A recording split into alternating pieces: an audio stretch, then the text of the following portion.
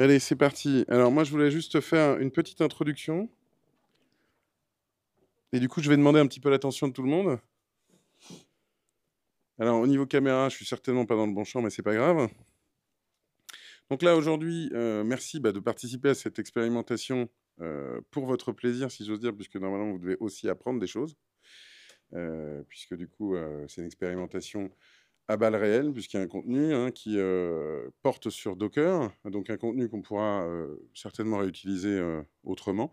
Le but de cette expérimentation, c'est donc de tester la possibilité de faire des contenus plus riches, plus vivants, plus dynamiques, en présentiel, avec une petite audience, effectivement, la possibilité quand même d'avoir peut-être aussi une audience à distance, moyennant streaming, moyennant des choses peut-être complémentaires qu'on pourra évaluer en fonction des résultats qu'on obtient. Aujourd'hui, donc, du coup, le thème, c'est Docker. Donc, Kevin a préparé un contenu. Moi, j'aime bien quand même recontextualiser un truc que les gens souvent oublient à propos de Docker. C'est qu'à la base, le projet Docker, c'est quelque chose qui a été instigé dans les écoles du groupe Ionis, en l'occurrence plus particulièrement l'Epitech, puisque du coup, une personne qui s'appelle Salomon Hykes, qui a été camarade d'un certain nombre d'entre nous, moi le premier, on n'était pas dans la même promo, mais on a été contemporains à l'école.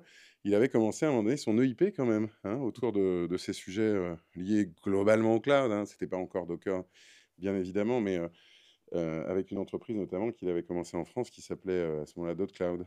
Alors encore dernièrement, à la faveur de KubeCon, il a fait une allocution. Je vous invite à voir, que ce soit sur LinkedIn ou YouTube, parce que du coup, il faut savoir que Salomon, c'est un franco-américain. Il a des parents mixtes, donc il a double nationalité, donc il parle extrêmement bien anglais, mais il parle extrêmement bien français aussi. Euh, et je vous laisserai regarder, mais le moment du démarrage de sa prise de parole est assez rigolote parce qu'il cite un film humoristique français, en français du coup, alors que tout le reste de la conférence est en anglais. Il recontextualise évidemment l'aventure Docker, qui a commencé à partir d'un EIP, qui a commencé entre guillemets à partir de rien. On aurait pu se dire que le truc était juste une bricole, si j'ose dire, un petit truc. Il le décrit comme ayant commencé d'ailleurs dans la cave de sa maman. Je ne sais plus où, en banlieue parisienne, peu importe. Mais vous voyez bien qu'il y a quand même des choses dingues qu'on peut faire. Je pense qu'il en reste encore beaucoup à faire. Il ne faut pas croire que c'est une époque révolue, toutes ces époques-là. S'il avait pensé la même chose sous prétexte que c'est pas la même époque que Steve Jobs ou Bill Gates, et bah, du coup, il se serait interdit de le faire, vous voyez. Et donc, du coup, je pense qu'il y a encore des belles histoires qui se créent de ce genre-là. Kevin, du coup, c'est toi qui parles pour l'essentiel. On va essayer quand même de faire un truc interactif pour se donner de la perspective. En plus, je sais qu'il y a un certain nombre d'entre vous, là, présents aujourd'hui, qui vont être amenés à être devant la caméra à la place de Kevin, derrière la caméra, entre guillemets, à ma place, pour justement réussir à faire des contenus plus riches et plus fun. Donc, du coup, c'est vachement bien que vous ayez aussi ce regard-là sur quand vous aurez les matériels, les fichiers, entre guillemets, dans les mains pour voir, ah, tiens, on aurait pu mettre une caméra comme ci, on aurait pu mettre une caméra comme ça, on aurait pu faire attention de passer le micro, par exemple, si jamais vous parlez. On aurait pu aussi trouver peut-être une configuration, je ne sais pas, avec du AirPlay, du, comment dirais-je, du Chromecast, pour ne pas être fanboy Apple, pour pouvoir permettre de partager les écrans, limite, de chacun d'entre vous. C'est peut-être une piste pour pouvoir montrer quand il y a un truc qui ne marche pas, parce que c'est aussi une source d'instruction, Ouais. les situations qui ne marchent pas, parce que c'est toujours bien beau quand les tutos, entre guillemets, il y a tout qui marche, et puis après, quand ça ne se passe pas pareil sur son PC, ben, on est parfois livré à soi-même et on ne sait pas comment faire quand ça sort des rails, quoi. Mhm. Donc voilà, ça pourra être aussi ce genre d'usage qu'on pourrait imaginer. OK? Ouais, Bon, j'arrête de truster la parole. comme tu veux. C'est beau pour moi. Euh, ok, du coup, on est là aujourd'hui pour faire une introduction à Docker. Il faut savoir qu'on va découper ce cours-là en deux parties. La première, ce qu'on fait aujourd'hui, une introduction simple, d'accord, où on va voir les concepts fondamentaux. Pour ceux qui connaissent déjà Docker, ça ne sera pas forcément très intéressant, même si c'est toujours cool de revoir les bases. Et derrière, on verra plus en détail dans un prochain cours comment faire du Docker Swarm, comment on optimise du Docker, comment on fait du multi-staging avec Docker, des notions qui demandent déjà d'avoir des bonnes bases. Ok, donc on va commencer. Alors, aujourd'hui, on va voir plusieurs choses. Déjà, c'est quoi Docker? Donc, pour commencer, c'est quoi les concepts de base qui sont liés à Docker? Comment on l'utilise? On va aborder sur toute une partie les réseaux et les volumes, parce que sous Docker, c'est vraiment une particularité à bien connaître, parce que c'est comme ça qu'on va faire communiquer soit Lost à Docker, soit directement des conteneurs entre eux. Donc, c'est important de le voir. On verra bien entendu Docker Compose, les bonnes pratiques avec Docker. Ensuite, on aura un peu d'exo. On verra si je vous le donne tout à la fin et on fait que du théorique ou on fait exo par exo. À vous de me dire. Et enfin, on verra rapidement les ressources que je vous donnerai à la fin du cours où vous avez en fait l'ensemble des documentations que je me suis servi pour faire ce cours. Ok. Donc déjà, c'est quoi Docker? C'est quelque chose qui nous permet de créer des conteneurs. Un conteneur, c'est une unité standardisée de logiciel, ok, qui impacte le code et ses dépendances. Donc, qu'est-ce que ça signifie? C'est qu'un conteneur, c'est une toute petite unité, ok, qui va regrouper tout ce qu'il faut pour faire fonctionner votre application rapidement, de manière fiable, pardon, et le plus petit possible. D'accord? Il est isolé des autres processus. Et il nous permet d'ailleurs de gérer correctement nos ressources grâce à cette isolation. Ce qu'il faut savoir, c'est que par contre, il est lié au noyau exploitation de l'autre, donc de ma machine. Quand je vais dire l'autre, c'est ma machine, mon PC à moi. OK. Mais il isole mes applications du reste. OK. Donc, comme je l'ai dit, Docker, c'est une plateforme open source qui utilise une technologie de conteneurisation. On vient de voir ce que c'était un conteneur.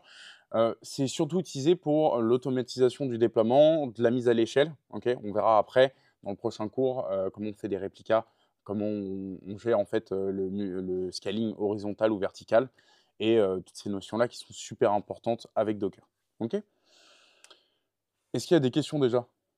Non, ça va? Ok, c'est quoi la différence entre une VM et un conteneur? Faut savoir que c'est souvent ce qui pose problème aux débutants avec Docker. Une machine virtuelle, c'est un système d'exploitation complet, d'accord? Elle possède son propre noyau d'exploitation, elle est totalement isolée de l'OS et de la machine hôte, ok? Quand je dis de la machine, c'est vraiment de l'OS, hein. On est d'accord, il va partager le processeur de la machine où je suis, sauf que son OS est totalement indépendant, ok? Ils prennent plus de temps à démarrer, elles sont plus lourdes. Pourquoi? Parce que, bah, forcément, il y a un OS complet, donc il y a tout le noyau à charger et c'est portable, tout comme Docker, mais un peu plus compliqué parce que ça va nous demander certains systèmes d'exploitation, ça va nous demander certaines gestions qu'on ne va pas avoir à faire avec Docker.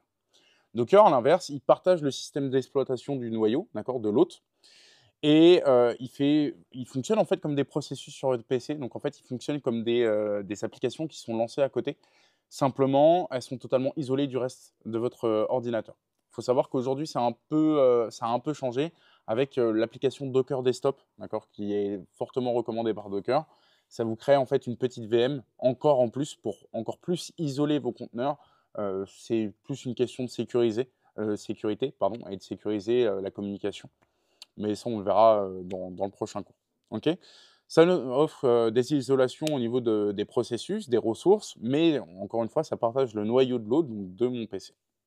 Ils sont plus légers, ils démarrent plus facilement, ils sont plus faciles à scaler, parce qu'une VM, la plupart du temps, quand on va vouloir la scaler, on va augmenter, en fait, on va faire de la scalabilité verticale, donc c'est-à-dire augmenter le nombre de ressources de la VM. On va passer par exemple de 8 à 16 Go ou de 16 à 32 Go de RAM. Alors qu'un conteneur, lui, il est vraiment beaucoup plus facilement scalable parce que sur une VM, on va pouvoir en fait simplement le redéployer et donc avoir quelque chose d'extrêmement scalable. C'est ce qu'on appelle de la scalabilité horizontale. Donc forcément, c'est extrêmement portable parce il utilise en fait le système d'exploitation de l'hôte, mais il est totalement indépendant sur les processus, d'accord? Et ça nous permet en fait de créer différents environnements, un de test, un de dev, un de production, d'accord? Et ça, il faut savoir qu'en CI/CD aujourd'hui, c'est extrêmement recherché. Ok. Pourquoi on utilise Docker aujourd'hui? On a plusieurs points, hein. Premièrement, la portabilité. Étant donné qu'on peut le mettre sur pas mal de machines, ça va nous permettre en fait de déployer nos applications plus facilement. Et c'est vraiment ça le principe de base de Docker. Ok. Efficacité, ça va avec la portabilité parce que vu qu'on porte nos applications plus facilement sur n'importe quel OS, bah, on est plus efficace et on perd moins de temps. Rapidité, c'est le même principe.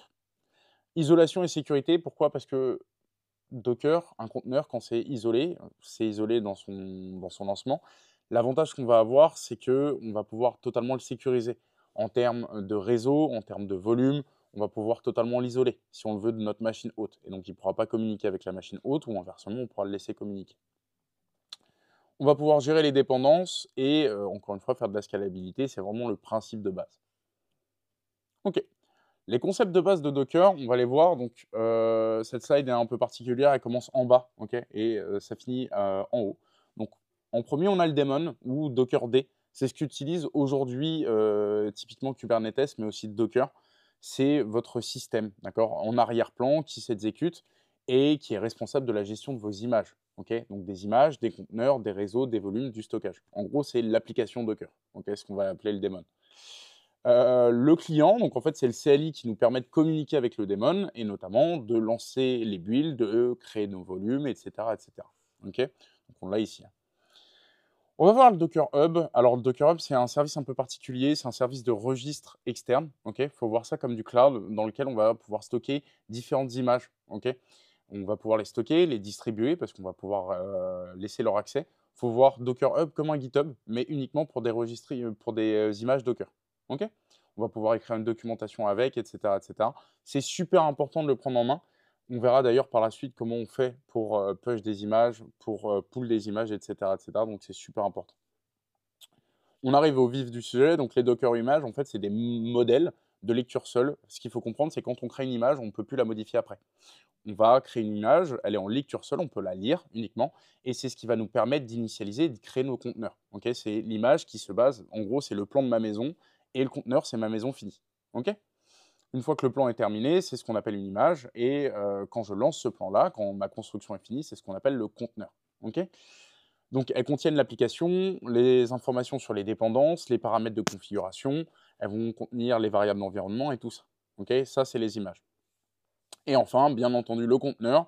Donc, c'est un package logiciel léger. Donc, il faut voir ça comme une toute petite VM qui s'exécute à côté, qui est totalement autonome et qui exécute tout le nécessaire pour notre application. D'accord, donc, le code, les runtime, le système, les bibliothèques qu'on a téléchargées auparavant, qui va récupérer les variables d'environnement qu'on a preset, etc., etc. OK, pour revenir dessus, c'est quoi la différence entre une image et un conteneur?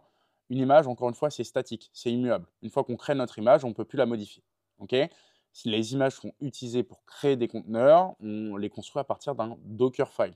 Okay, et ça contient toutes les dépendances nécessaires à notre application. Donc, on va référencer toute la configuration de notre application et tout ce qui est nécessaire pour la lancer.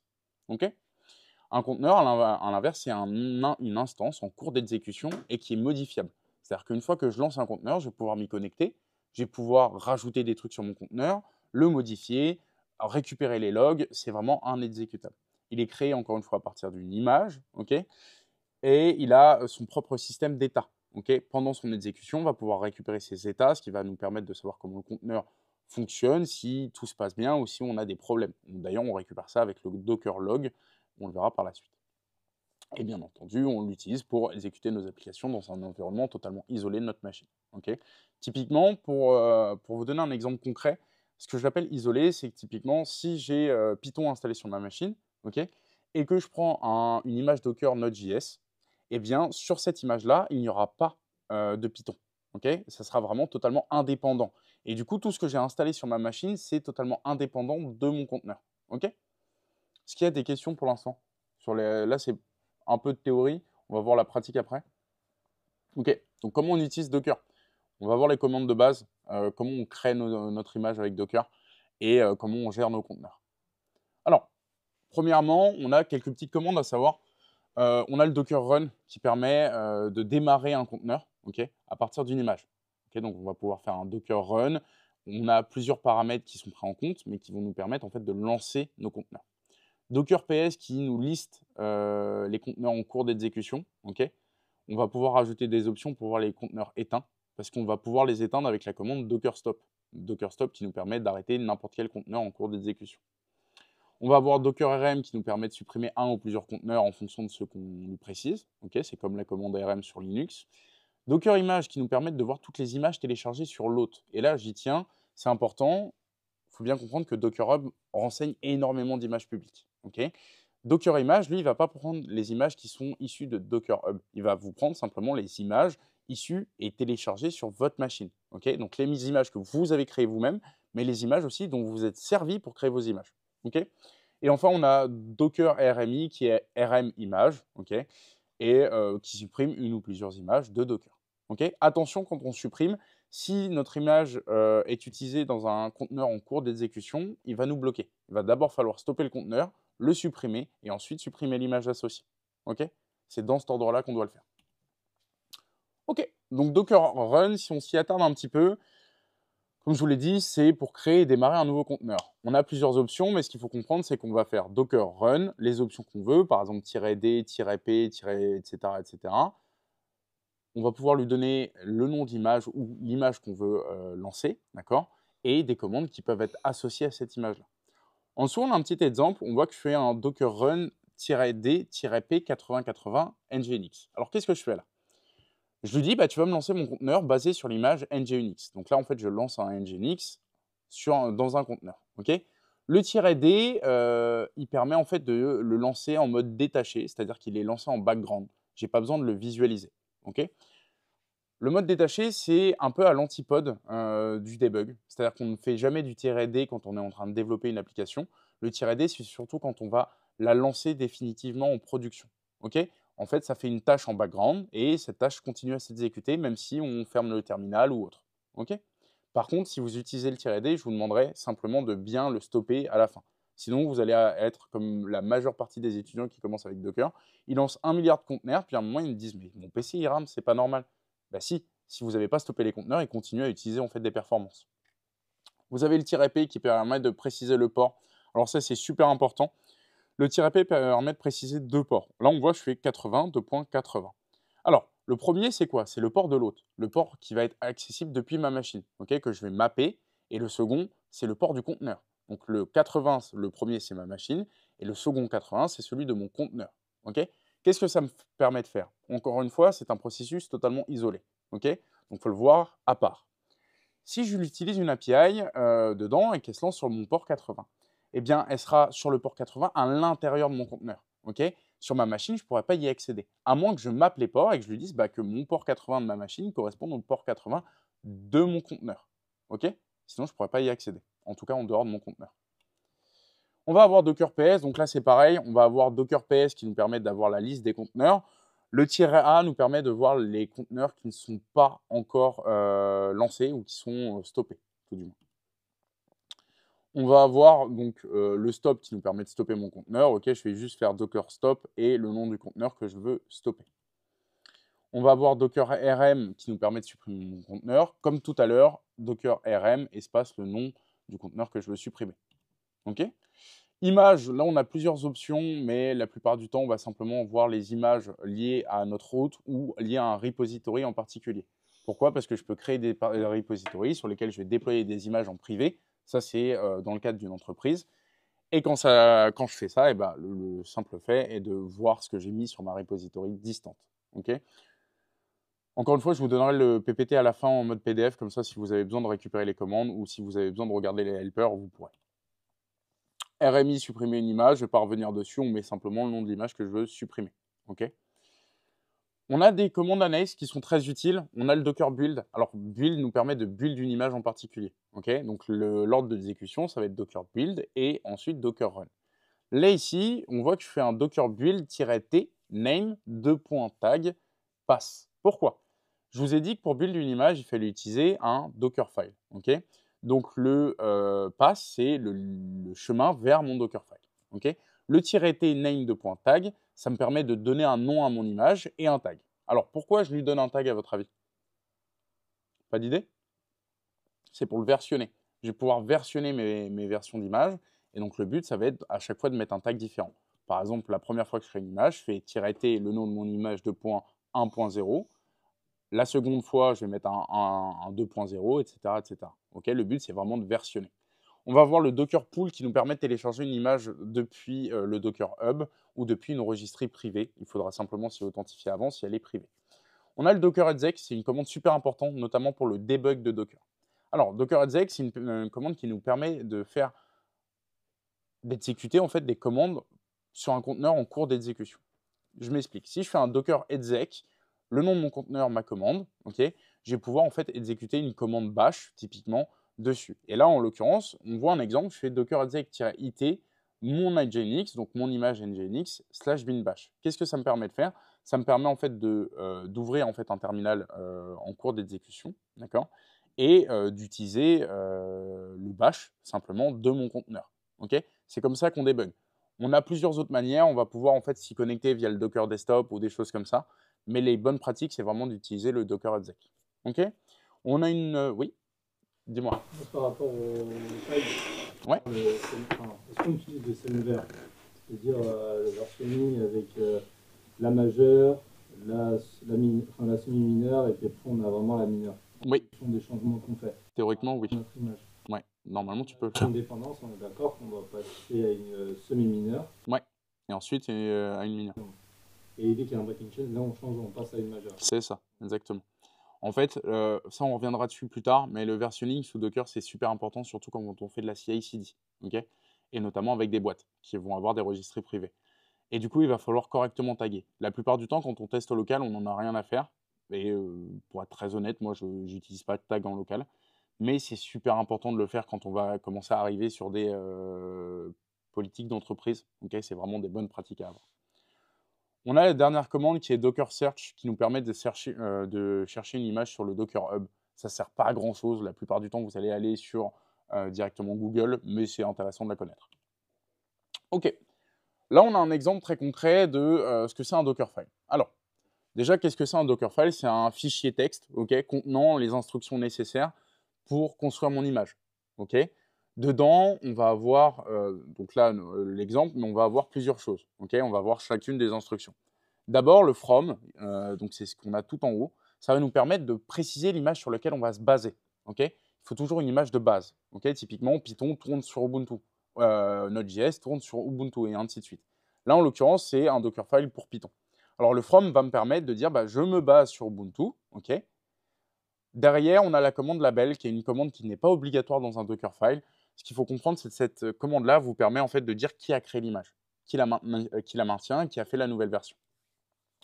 Ensuite, du coup, vu que c'est un Ubuntu, je vais pouvoir l'utiliser exactement pareil en effectuant des commandes bash. Pour effectuer des commandes bash sur mon conteneur, pour effectuer des commandes directement sur mon conteneur, j'ai utilisé l'instruction run qu'on a ici. D'accord? Excusez-moi. L'instruction run, et donc là, on voit que je fais simplement un apt-get update, install, et j'installe en fait Python et pip. OK? Une fois que ça sera installé, je vais vouloir récupérer mon application qui est en local. On se souvient, quand je vais générer mon image, elle sera totalement isolée.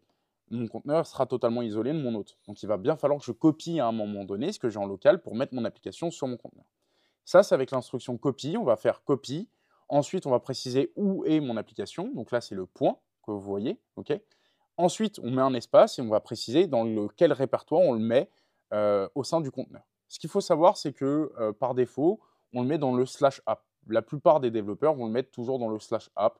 Vous pouvez le nommer comme vous voulez. Je pourrais le nommer Toto, ça ne changera rien. Simplement, derrière, on va se placer dans ce répertoire-là de travail. On va se placer dans le répertoire où on a copié notre code. Pour ça, on va faire ce qu'on appelle un workdir qui nous permet en fait de dire quel est le répertoire de travail du conteneur. Où est-ce qu'il va se placer pour lancer les futures commandes. Donc le workdir app, là, je me place dans app où j'ai copié mon code. Et derrière, étant donné que mon code, dans Python, on a tous des requirements.txt qui nous permettent de savoir ce qu'il faut installer avec pip, d'accord, je vais réutiliser une commande run. Cette fois, elle sera dans le dossier app. Elle va s'exécuter dans le dossier app. Et je vais faire un pip install-r requirement.txt pour télécharger l'ensemble de mes dépendances nécessaires à mon Python. Derrière, encore une fois, un conteneur, c'est isolé. Et donc, je vais devoir ouvrir ces ports vers l'extérieur. Et donc, ça, c'est avec la commande expose.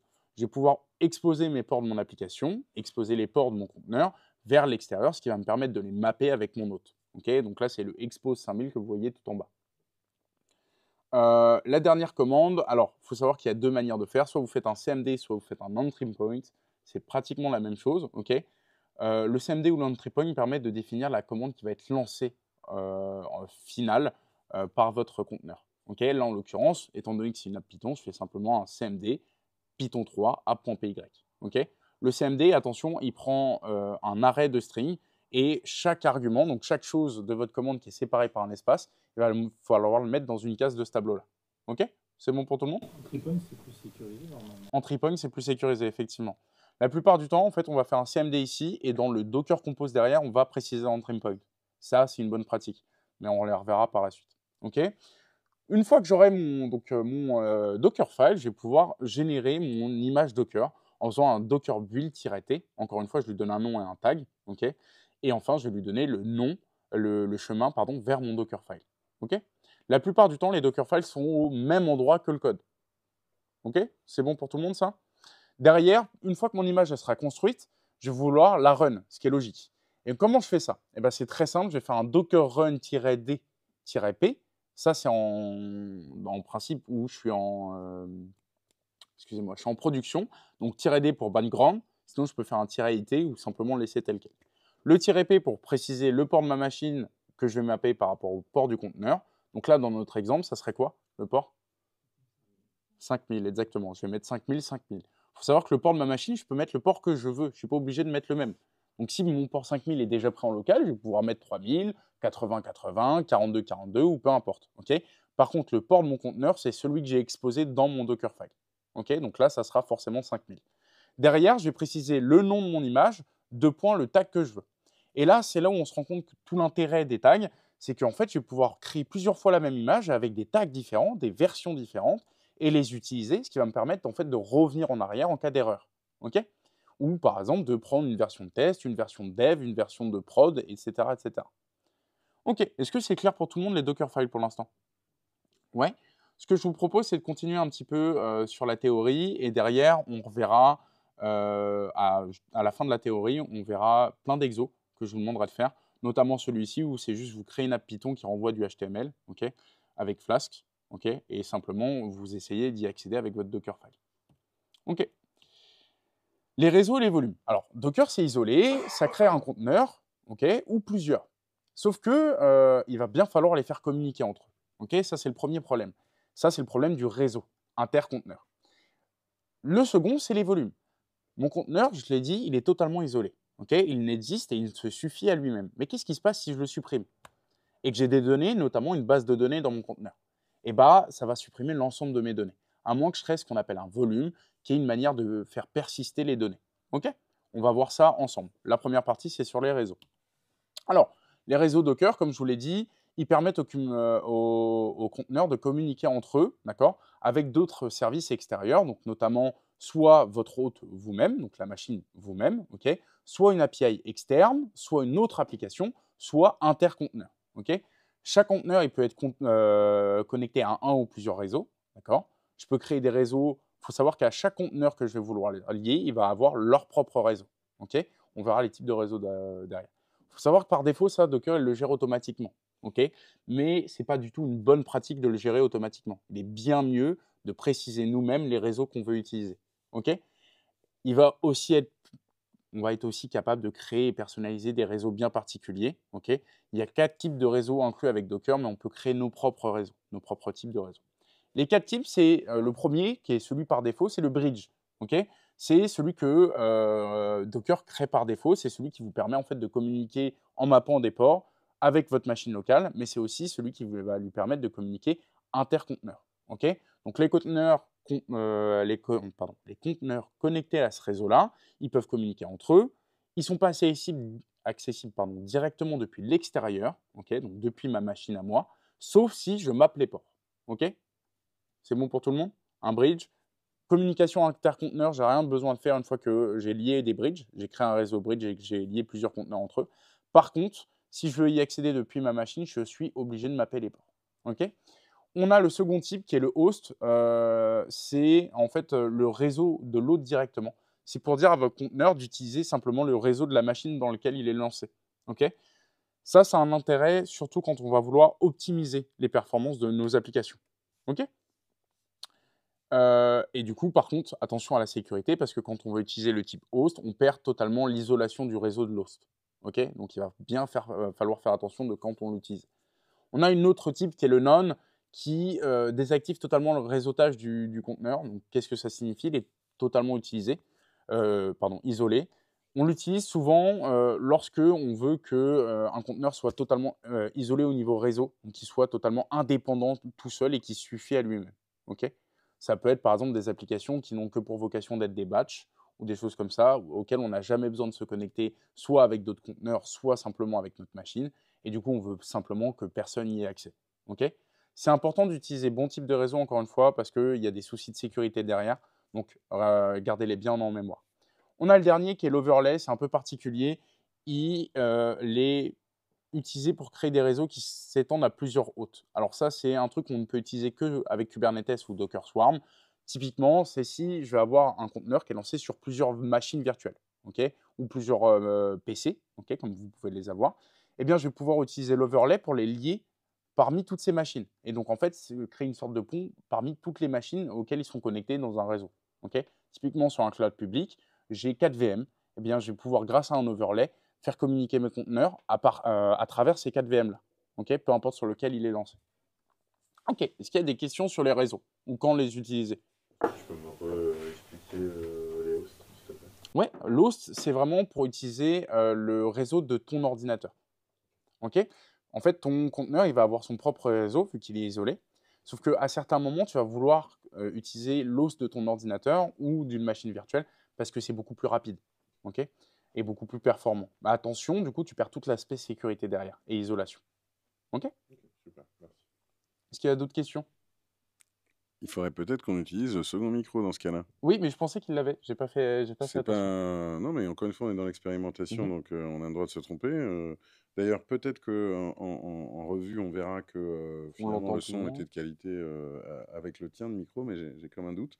Du coup, je vais essayer de le mettre au milieu, là, celui-là. Mhm. Hein, comme Ouais. ça, vous essayez de le saisir si vous avez... Au pire, vous le passez entre vous. Ouais. C'est ça. Sans le faire tomber, sinon on arrache les oreilles du monteur. C'est pas grave, c'est pas grave. Ok, on va passer. Il en avait deux. Il en avait deux, exactement. On va passer au volume du coup. Les volumes sous Docker, c'est ce qui nous permet en fait de sauvegarder nos données. C'est ce qu'on appelle la persistance de données. Ok. C'est les données gérées par l'utilisateur quand il utilise notre application. Typiquement, dans une API, vous imaginez bien que c'est lié à une DB. Ok.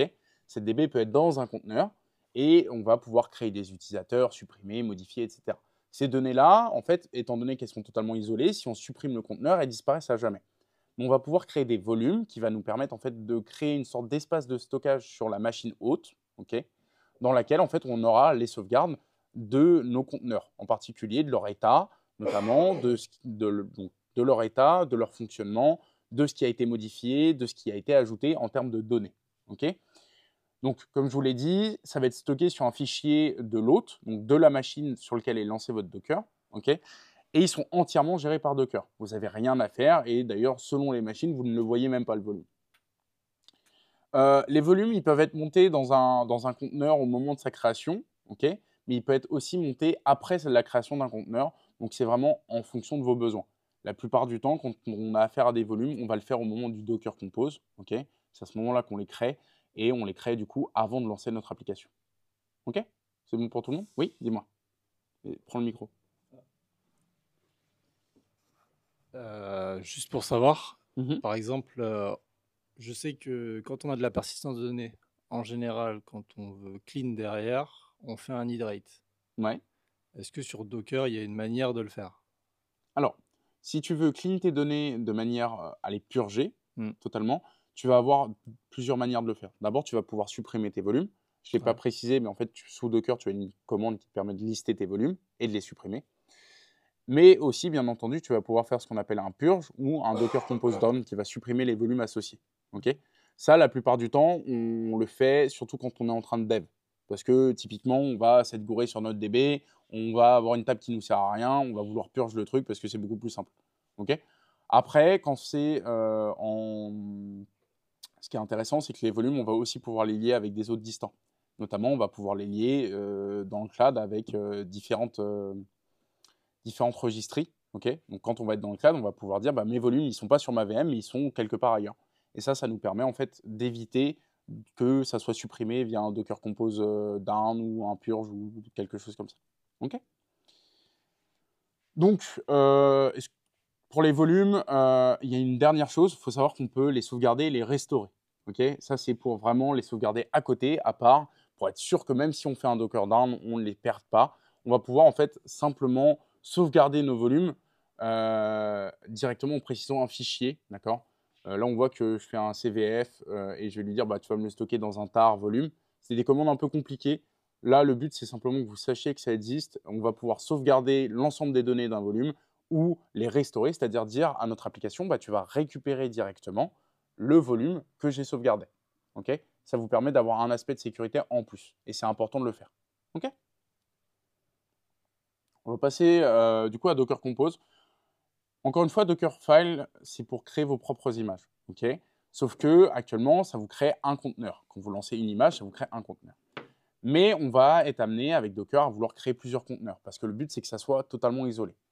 Je le répète assez souvent, mais typiquement dans une application où on a un front, un back et une DB, on va vouloir isoler ça dans 3 conteneurs différents. Un pour le front, un pour le back, un pour la DB. Okay, dès qu'on peut découper avec Docker, on va découper. Et pour correctement découper, on va utiliser le Docker Compose. Okay, ce qui va nous permettre de gérer, supprimer et donc gérer nos conteneurs, gérer les réseaux, gérer les volumes et pas mal de choses en plus. Okay, là, il y aura beaucoup de commandes, notamment sur les Docker Compose, on verra beaucoup de choses, beaucoup d'instructions. Je vous conseille de prendre en note. Ok, donc rapidement, on va avoir donc une introduction. Les syntaxes, c'est vraiment ce qui va nous prendre le plus de temps avec donc, les commandes de base. On s'attardera un petit peu sur les services et les volumes. Et enfin, on verra les watchers. Les watchers, c'est un peu particulier. Comme vous l'avez compris, un conteneur, c'est isolé. Et du coup, si je modifie mon code en local, il ne sera pas modifié à distance. Okay, c'est ça qui permet les watchers. Et notamment pour le debug, c'est extrêmement pratique. On verra par la suite. Donc, c'est quoi Docker Compose? C'est un outil de Docker qui est au format YAML, d'accord, qui permet de gérer des applications dites multi-conteneurs. Donc, typiquement, ça va me permettre de gérer des applications où je vais avoir 1, 2, 3, 4 conteneurs en même temps qui vont s'exécuter. Okay, il n'y a pas vraiment d'utilité à le faire pour un seul conteneur, sauf si vous voulez directement gérer les volumes avec le Docker Compose. Okay, les volumes, les réseaux, etc. etc. Okay, par définition, ce fichier-là, il s'appelle docker-compose.yaml. Vous pouvez spécifier à l'intérieur donc les services, les réseaux, les volumes nécessaires à votre application et bien entendu simplifier la gestion de communication en interne. Okay, comment les conteneurs se lancent, dans quel ordre ils se lancent, et là c'est vraiment important. Les avantages d'utiliser Docker Compose par rapport à Dockerfile, déjà c'est en liaison, okay, c'est un outil qui utilise les Dockerfiles pour créer vos propres images, mais l'avantage principal de Docker Compose, c'est sa simplicité, tout est dans un fichier YAML, sa portabilité parce que du coup on va pouvoir versionner déjà nos applications, mais aussi la version de Docker qu'on va utiliser. On va pouvoir orchestrer, d'accord, un peu comme avec Kubernetes. On aura un cours sur Kubernetes en particulier, mais ça va nous permettre de gérer l'instance de vie de nos conteneurs. Quand est-ce qu'ils se lancent, quand est-ce qu'ils s'arrêtent, est-ce qu'ils redémarrent s'ils s'arrêtent, est-ce que je récupère les logs, etc. etc. Okay, bien entendu, l'évolutivité, parce qu'on va pouvoir adapter notre environnement de développement à des cas de test, de production ou simplement de dev tout court. Ok, donc là on a un exemple concret de à quoi ça ressemble, ne vous inquiétez pas, je le montrerai sur mon PC par la suite. Là ce qu'on peut voir c'est qu'il y a plein d'informations et pourtant j'ai que 2 services. On va d'abord s'attarder sur ce qu'est un service, mais ce qu'il faut comprendre c'est que là j'ai un back-end et simplement une DB. On a plein d'informations dedans. Donc on va voir toutes ces informations-là après. Alors, dans un fichier, qu'est-ce qu'on a de base? Tout en haut, on va avoir la version de Docker qu'on va vouloir utiliser, d'accord? Plus précisément, la version de Docker Compose qu'on va utiliser. Là, c'est la 3.8 dans mon exemple. On va préciser les services, les networks et les volumes. Les services, ça correspond aux conteneurs que vous voulez lancer. Okay, vous allez pouvoir leur donner des noms, dire sur quelle image ils se basent, ou tout simplement dire qu'ils se basent sur un Dockerfile. Okay, les networks et les volumes, on en a déjà discuté. C'est des sections à part entière qui vont nous permettre de soit communiquer interconteneurs, soit créer de la persistance de données. Les services. Alors là, on en a 2. Je vous les ai découpés. On le met bien entendu dans la balise service qu'on a ici, d'accord? Service avec un S, 2 points. Et derrière, on va préciser plusieurs informations. On va avoir l'image du service. Donc là, ici, on voit que j'ai un nginx, 2 points latest. On va préciser le port. Donc ça, c'est le mapping de port qu'on faisait tout à l'heure avec le docker run-p. Là, ça se fait automatiquement avec le Docker Compose. On va préciser le network auquel il est lié, le volume auquel il est lié. On va pouvoir préciser des variables d'environnement, les dépendances. Pourquoi? Parce que des services, il faut savoir qu'il y a un ordre de lancement. Typiquement, si j'ai une API qui a besoin de se connecter à une base de données pour s'exécuter correctement, je ne vais pas lancer d'abord mon API et ensuite ma base de données. Je vais attendre que ma base de données soit correctement exécutée et derrière, je lancerai mon API. Okay, on va pouvoir préciser les restarts, les commandes, les entry points, c'est plein de choses qu'on va voir en détail par la suite. Okay, simplement, à chaque fois, le nom du service que vous allez lui donner, c'est ce qui va vous permettre de le gérer. D'accord, retenez bien que là, par exemple, dans mon depend on que j'ai, je mets DB parce que mon service s'appelle DB. Si je l'avais appelé Toto, j'aurais mis Toto ici. OK? Donc, les informations de réseau, je vais pouvoir préciser en fait comment ils communiquent entre eux. Donc, je vais pouvoir dire network, comment ils vont communiquer et le type, comment ils vont communiquer. Donc, le type de communication. Là, en l'occurrence, c'est un bridge. Il faut savoir que si vous ne le mettez pas ou que si vous faites un depend on, il vous crée par défaut un bridge. OK? Tout simplement. Parce qu'il comprend que vous dépendez d'un autre conteneur et que du coup, vous allez vouloir communiquer avec. OK? Donc, le dépendant vous crée un bridge par défaut. Vous allez avoir les volumes. Donc là, en fait, dans les volumes, vous allez pouvoir préciser leur nom et où est-ce qu'ils vont être stockés dans votre hôte de base. D'accord? Là, typiquement, on a un exemple de volume. Alors, on a un exemple de volume en local et avec un script. Pourquoi? Parce que les volumes, c'est aussi ce qui va nous permettre de lancer typiquement sur des MySQL ou des choses comme ça, des scripts d'initialisation. D'accord? Pourquoi? Parce que ma DB, elle va avoir un volume, donc ça représente ses données. OK? Si je lui dis qu'elle est liée avec un script SQL, qu'est-ce qu'elle va faire? Elle va dire, OK, à mon lancement, en fait, je vais lancer ce script au préalable. Donc là, on a deux volumes. On voit que j'ai un ./db/data var lib MySQL. Ça veut dire quoi? Ça veut dire que c'est un volume pour mon MySQL, OK, et qu'il est stocké dans mon local, dans le dossier db/data. OK? C'est bon pour tout le monde? Derrière, on voit que j'ai un ./db init.sql, docker entry point initdb.d et un script.sql qui s'appelle init.sql. OK? Cette ligne-là, elle est un peu compliquée. Ce qu'il faut savoir, c'est que d'abord, je référence sur le local où est-ce qu'il y a mon script SQL. Donc, je lui dis, c'est dans le dossier DB, il s'appelle init.sql. OK? Derrière, les deux points slash, c'est pour dire qu'au lancement de ce volume-là, au lancement de mon conteneur, il va devoir exécuter ce script. Donc, c'est le docker entry point initdb.d, okay, qui est une instruction Docker précodée qui vous dit, en fait, tu lances ce script-là au moment de ta création. Et derrière, je vais repréciser sur quel script il va s'exécuter, sur quel script il va se baser. Donc là, c'est le init.sql. OK? C'est bon pour tout le monde? On va avoir les variables d'environnement. Donc ça, c'est ce qui va me permettre vraiment de sécuriser mon application.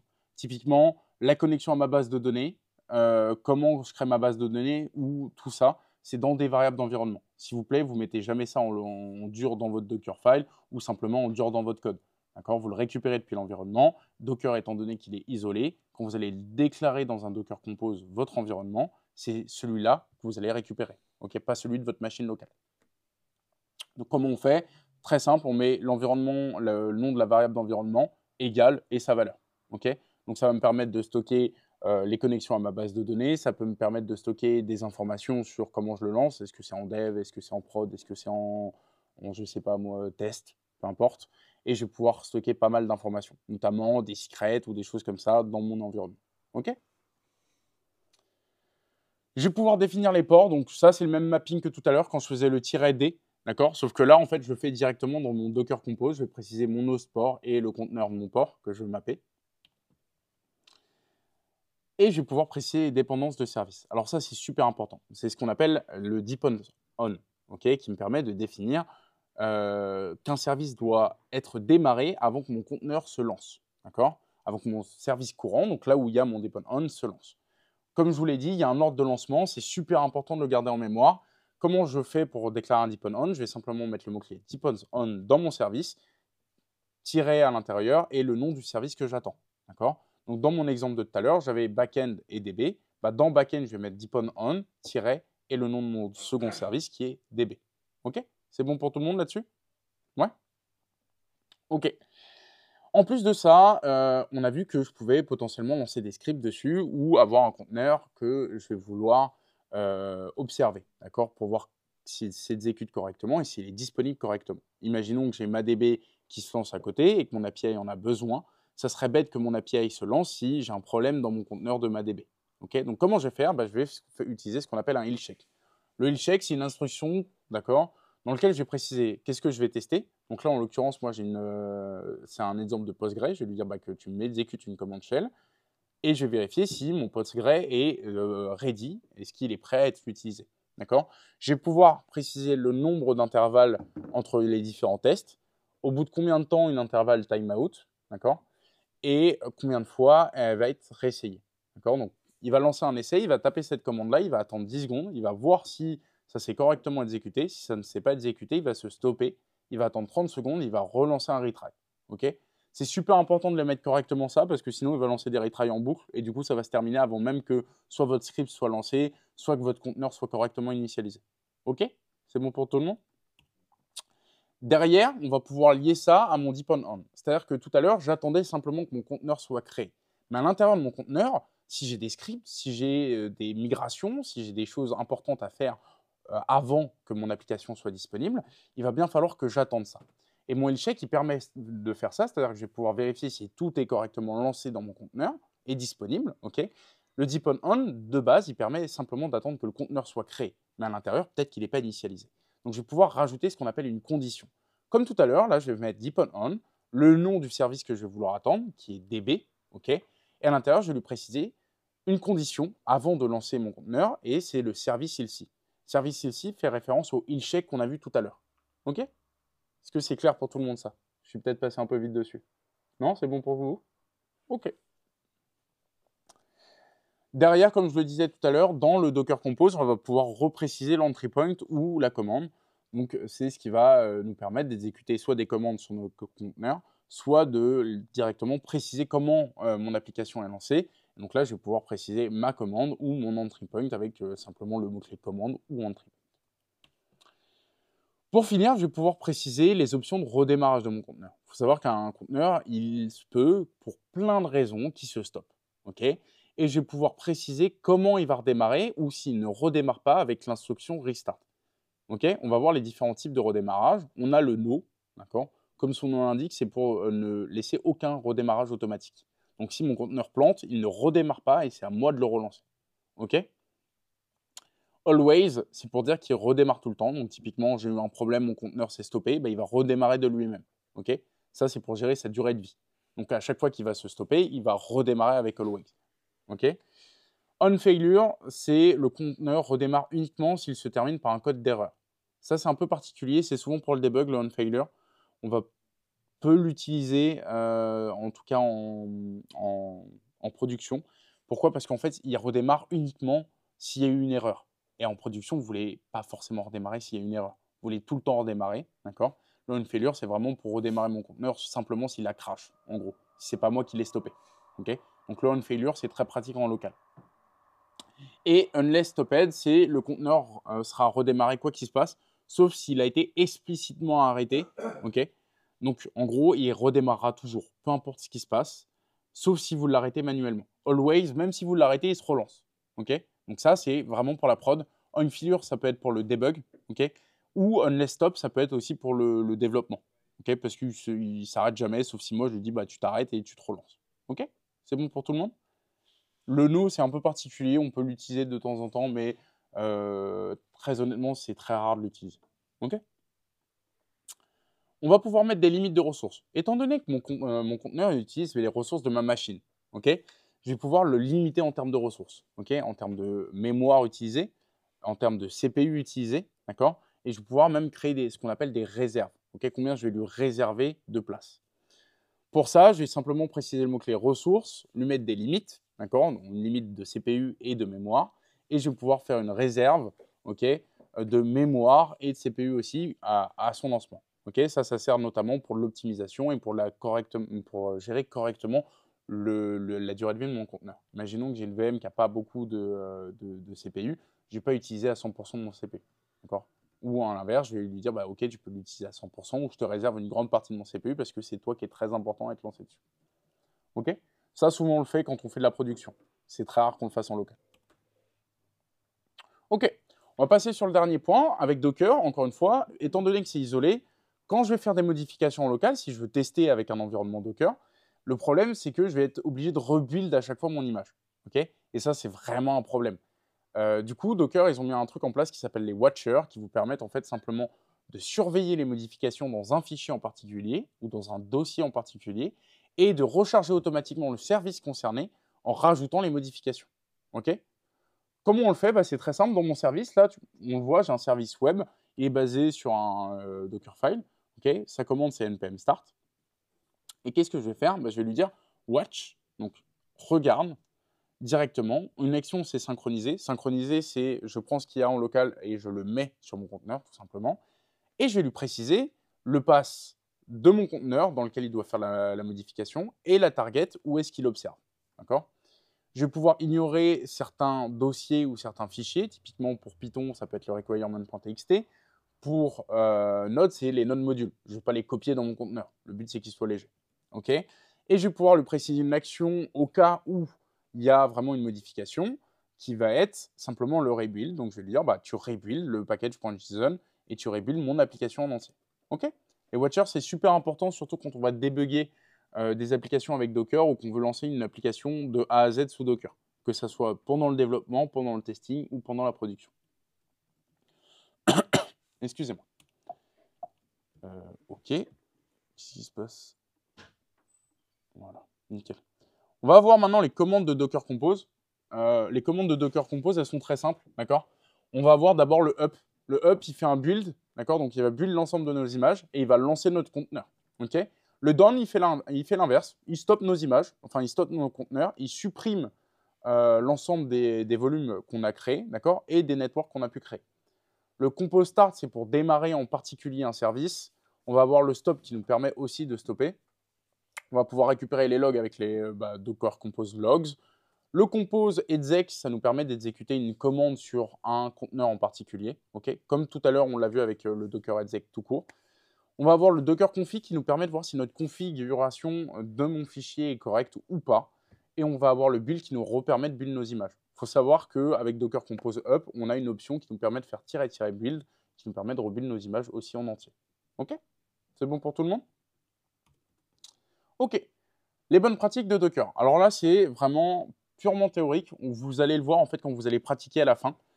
C'est un peu particulier, mais sous Docker, le but c'est d'isoler un maximum les processus, d'accord? Que ça soit dans des namespaces ou simplement isoler les processus de différents conteneurs. Ça, c'est vraiment une bonne pratique. Qu'est-ce que ça signifie? Si j'ai un front et un back, je vais mettre dans 2 conteneurs différents. Ok? Je vais mettre à jour régulièrement mon conteneur, mes images, notamment Docker. Pourquoi? Parce qu'il y a des correctifs de sécurité qui sont souvent apportés, parce qu'il y a des pratiques qui changent au fur et à mesure. Il est important de toujours garder à jour mes images, notamment si je fais de la production.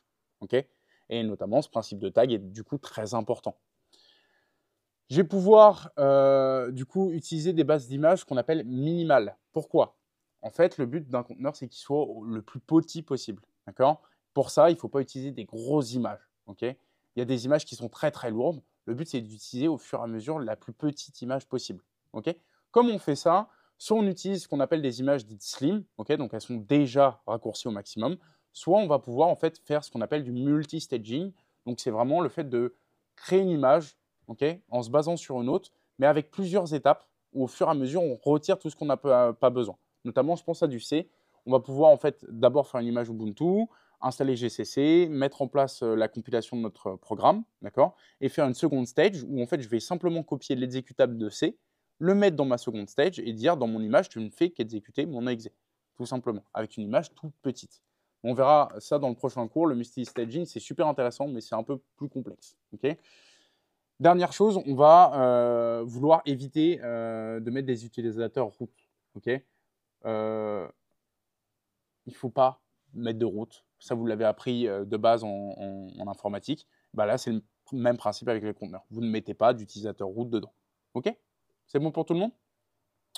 On va avoir des scans de vulnérabilité qu'on peut effectuer en plus. C'est une très bonne pratique, mais c'est souvent dans des pipelines CI/CD. Donc, on reviendra dessus plus tard. Dernière chose, ça, c'est vraiment pratique pure et dure. On utilise toujours des variables d'environnement. D'accord? Si on peut créer un fichier .env pour se baser sur ça, on crée un fichier .env, d'accord, et on le lie à notre environnement dans le Docker Compose. Surtout, on nettoie les conteneurs et les images inutilisées. Quand on a fini d'utiliser un conteneur, on le supprime. Okay, quand on a fini d'utiliser des images ou que des images sont obsolètes, on les supprime aussi. D'accord? Encore une fois, c'est super important de bien labelliser et bien taguer nos images pour l'organisation. D'accord? Et le dernier point, c'est de configurer des volumes pour éviter des problèmes de synchronisation ou des pertes de données. Okay, donc, c'est super important de bien gérer nos volumes. Okay, On va passer à la mise en pratique. Je pense qu'on va faire une pause avant pour que tout le monde souffle un petit peu. Est-ce que vous avez des questions sur n'importe quel slide qu'on a vu ou des notions qu'on aurait abordées? Ça sera plus en mise en pratique. Hein. Ouais, bah, sur la mise en pratique, effectivement, tu auras des questions. Prends le micro, s'il te plaît. Tu parlais de privilégier du coup des variables d'environnement. Ouais. Quelle différence il y a entre utiliser des variables d'environnement directement dans le système et faire un fichier .env? Et est-ce qu'il y en a un qui est mieux que l'autre pour différents usages? L'avantage du fichier .env, c'est qu'il est un peu plus caché la plupart du temps. Et du coup, ça t'évite d'avoir des trucs vraiment clairs dans ton Docker Compose. Et notamment parce que aussi dans ton Docker Compose, tu vas vouloir le réutiliser. D'accord? Et la plupart du temps, quand tu es en production, tu vas vouloir en fait simplement faire Docker Compose up et ne pas avoir à aller rentrer dans ce fichier Docker Compose pour modifier l'environnement. Si tu te bases sur un fichier .env, en fait, tu as juste à modifier ce fichier-là et jamais toucher au Docker Compose. Du coup, tu es sûr que les mecs ne vont pas faire d'erreur, modifier le fichier comme des cons ou Et faire du coup, des conneries. ce .env, il va être dans mon gitignore. Et après, il y a un toml et les gens le Exactement. font à leur sauce Et dans, de leur côté. dans ta documentation, tu vas dire préciser le .env et tu vas préciser l'ensemble des variables qui sont censées définir dedans. Ok. Ok. Est-ce qu'il y a d'autres questions? En gros, je n'ai pas très bien compris la différence entre les watchers et entre le unless. Unless stop? Ouais. Alors, Du coup- un unless stop, c'est vraiment pour faire en sorte que ton conteneur il tourne tout le temps, ok, qu'il redémarre tout le temps. Ça, c'est vraiment une politique de restart. Ok. Ok. Ton conteneur il s'arrête pour n'importe quelle raison, le unless stopped, il va le redémarrer, quoi qu'il se passe, sauf si toi, tu lui dis tu t'arrêtes. Donc, si tu fais un docker stop. Ok. Ok, mais le truc, c'est que vu qu'on le demande de relancer le conteneur à chaque Mhm. fois, est-ce que ça va relancer l'image? Et si ça relance l'image, Ça ne est-ce que ça rebuild va pas relancer- l'image. Ah, ok. En fait, la politique de restart, c'est simplement, il prend la même image et restart ton conteneur. Alors que la politique de Watcher, c'est il va modifier ton image à la volée. Ok. C'est pour ça que c'est un peu particulier, parce que de base, je vous ai dit que les images étaient isolées, et du coup, qu'on ne pouvait pas les modifier. En réalité, en fait, il ne va pas modifier l'image, il va modifier le conteneur à la volée en modifiant les fichiers directement de ton application. Ok. Mais du coup, les restarts, c'est vraiment, il prend la même image, il la redémarre. Le Watcher, c'est, il regarde ce qui se passe en local. S'il y a une modification en local, il le modifie directement dans ton conteneur et il relance ton application. Parce qu'en gros, ce qui me perturbe, c'est que en gros, dans l'image, Mhm. on va avoir du coup l'emplacement du dossier où le conteneur va récupérer le code. Avec le Watcher, tu parles? Ouais, enfin, non, avec le unless. Ouais, unless stopped. Et du coup, en fait, vu qu'il y a le nom du dossier dans l'image, si le dossier est modifié, mais oui, Alors, mais vu que ça rebuilde pas, non, parce forcément, qu'en on n'a fait, pas le- typiquement, quand ton conteneur il se stoppe, il n'est pas supprimé. Ok. Tu vois, en fait, ton conteneur il va se stopper et il va pas rebuild en fait ton image. Ton image, en fait, c'est vraiment, faut voir ça comme une photo. Ouais, ok. Et ta photo, en fait, elle est à l'instant T où tu l'as faite. Du coup, même si tu modifies les fichiers, derrière, ton image ne va pas être Ok. rebuild. Elle va être simplement relancée, elle va être réexécutée. Donc, en gros, c'est comme si, là, actuellement, j'avais pris un screenshot de mon écran et que je te l'affichais. À un moment donné, je ferme ma fenêtre. Malheureusement, eh ben, je rouvre mon screen. Il n'aura pas changé, même si mon écran il a changé. Ok, Tu ouais, comprends? je comprends mieux. Ouais. Et le Merci. Watcher, à l'inverse, lui, il va se connecter à ton conteneur, vérifier le local, s'il y a des changements ou des choses comme ça. S'il y a un changement, il va dire, OK, je le copie-colle dans le conteneur en cours d'exécution, parce que celui-là, il est modifiable, il est mutable, d'accord? Et bah, je vais faire ce que j'ai à faire avec, tout simplement. OK? Merci beaucoup. Pas de souci. Est-ce qu'il y a d'autres questions? Non? C'est bon pour tout le monde? OK? Très bien. Bah, je vais vous laisser aller en pause et on revient dans 10-15 minutes pour commencer les exercices. OK? À la fin, quand on aura fini tous les exercices, je vous parlerai d'un peu de CI/CD avec Docker, parce que c'est vraiment un point qui est super important. Je ne rentrerai pas dans les détails, mais ce qu'il faut comprendre, c'est que on passera simplement sur pourquoi on utilise de la CI/CD avec Docker et pourquoi c'est si pratique d'avoir Docker. OK? Merci à tous.